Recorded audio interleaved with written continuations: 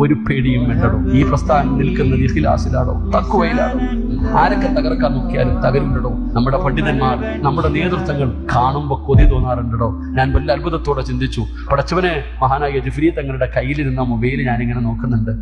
തങ്ങളുടെ കയ്യിലിരുന്ന mobile, MD ഉസ്താദിന്റെ കയ്യിൽ, അല്ലാഹുവേ, ഇന്നത്തെ കുഞ്ഞുങ്ങളുടെ കയ്യിൽ പോലും ഇല്ലാത്ത ഫോൺ, ഇന്നത്തെ കുട്ടികളുടെ കയ്യിൽ പോലും അങ്ങനെ ഒരു ഫോൺ, നോക്കിയാടെയാണെന്ന് തോന്നുന്നു, ഒരു ചെറിയ ഫോൺ. നമ്മുടെ നേതൃത്വങ്ങൾ അതാണോ? ഇവരെയൊക്കെയാണ് നമ്മൾ കണ്ടുപിടിക്കുന്നത്. ഈ നേതൃത്വത്തിന്റെ പുറകിലാണ് നമ്മൾ നടക്കണേ. ഈ കയ്യിലാണ്. ഇവർക്കൊന്നും ദുനിയാവ് വേണ്ടടോ, അധികാരം വേണ്ട, പണം വേണ്ട, ഒന്നും വേണ്ട. അവർക്കൊന്നും ഒരു വാക്ക് മൂളിയാൽ അവർക്ക് എന്തും, ഐഫോൺ വേണോ, കാറ് വേണോ, എന്തും വാങ്ങിക്കൊടുക്കാൻ ആയിരങ്ങളുണ്ടോ. ഒന്നും അവര് വേണ്ട. ഈ പ്രസ്ഥാനം നിൽക്കുന്നത് ഇഖ്ലാസിലാണോ, തഖ്വയിലാണോ? ഈ ഉമ്മത്ത്, ഈ സമസ്ത എന്ന് പറയുന്ന പ്രസ്ഥാനം വളരുന്നത് തഖ്വയിൽ. ആരൊക്കെ തകർക്കാൻ നോക്കിയാലും തകരൂലടോ.